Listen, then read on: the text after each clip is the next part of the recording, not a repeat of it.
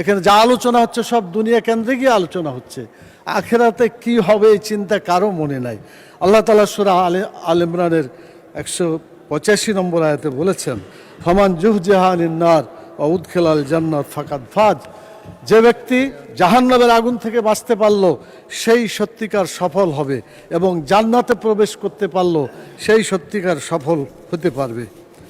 মাননীয় স্পিকার, সংসদ লবিতে ঢোকার সময় আল্লাহর প্রতি পূর্ণ আস্থা এবং ঈমান, এটা দেখার পরে মনে হয় যে আল্লাহর প্রতি যদি ঈমান থাকে তাহলে তো আমাদের আইনের উৎস আল কোরআন, কোরআনের বিধান বাংলাদেশে চালু হওয়া উচিত ছিল। মাননীয় স্পিকার, শতকরা 90 জন মানুষ যারা কোরআনে বিশ্বাস করে, এই কোরআনে যে বিধানগুলো আছে 6666টি আয়াতের মধ্যে নট লেস দ্যান 1000 আয়াত belong to the positive order and not less than 1000 আয়াত belong to the negative order.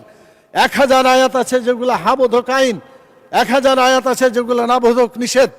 কোরআনের এই 1000 পজিটিভ এবং 1000 নেগেটিভ আয়াতগুলা বাংলাদেশে কায়েম করতে হবে, এটা আমাদের দাবি। মাননীয় স্পিকার, এরপরে যে কথা আমি বলতে চাই মাননীয় স্পিকার, সেটা হলো আল্লাহ তাআলা যাদেরকে নির্বাচিত করেছেন, হুকুমের ক্ষমতা দিয়েছেন, সূরা হজের 41 নম্বর আয়াত, মাননীয় প্রধানমন্ত্রী আছেন, তার দৃষ্টি আকর্ষণ করে সকলকেই বলতে চায়, আল্লাযীনা ইম্মাক্কান্নাহুম ফিল আরদি আকামুস সালাত ওয়া আতাউয যাকাত ওয়া আমারু বিল মারুফ ওয়া নাহাউ আনিল মুনকার।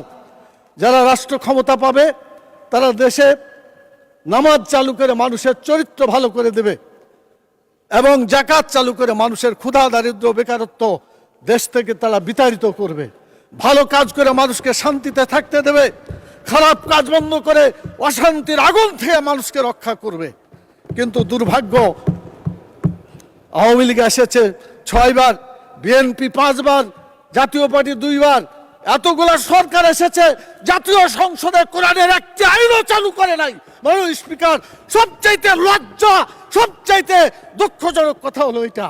আমরা চাই আমরা এদেশে কোরআনের আইন চালু করে মানুষকে মুক্তি দেব। আমি মাননীয় প্রধানমন্ত্রীকে বলবো, আপনাকেও জিজ্ঞাসা করা হবে, আমাকেও করা হবে, বাংলাদেশে কেন নামাজ চালু করা হলো না, কেন যাকাত চালু করে ক্ষুধা দারিদ্র্য বেকারত্ব দেশ থেকে দূর করা হলো না, কেন ভালো কাজ চালু করে মানুষকে শান্তিতে থাকতে দেওয়া হলো না, কেন খারাপ কাজগুলো বন্ধ করে অশান্তি থেকে মানুষকে রক্ষা করা হলো না। মাননীয় স্পিকার, আমি আপনার মাধ্যমে মাননীয় প্রধানমন্ত্রী সহ আইনমন্ত্রী পাশে বসে আছেন, তারা জবাব দিবেন এবং বলবেন তাদের দায়িত্বটা কি। সুদ, ঘুষ, মদ, জুয়া, জেনা, ব্যভিচার, চাঁদাবাজি, টেন্ডারবাজি যারা করে এরা কোনো দলের লোক না মাননীয় স্পিকার। কিন্তু যখন বলা হয় যে এক দল চাঁদাবাজি করে পালাই গেছে, আর এক দল চাঁদাবাজি করার জন্য প্রস্তুতি নিচ্ছে, এটা বলার পরে কোনো দল যদি রিয়াকশন করে তখন তো বোঝা যায় এই চাঁদাবাজদেরকে দলের সদস্য হিসাবে মানে গ্রহণ করা হচ্ছে।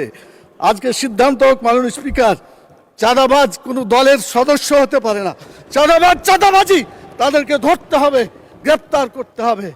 আজকে বিরোধী দল এই প্রস্তাব দিতে চায় যে বাংলাদেশকে চাঁদাবাজ মুক্ত করতে হবে, চাঁদাবাজ মুক্ত বাংলাদেশ আমরা দেখতে চাই। সকল ওলামাকে নিয়ে একটা ইসলামী বোর্ড গঠন করা, যারা ইসলামী আইন চালু করার জন্য আমাদেরকে পরামর্শ দিবে এবং দেশে সেই আইন কার্যকরী হবে।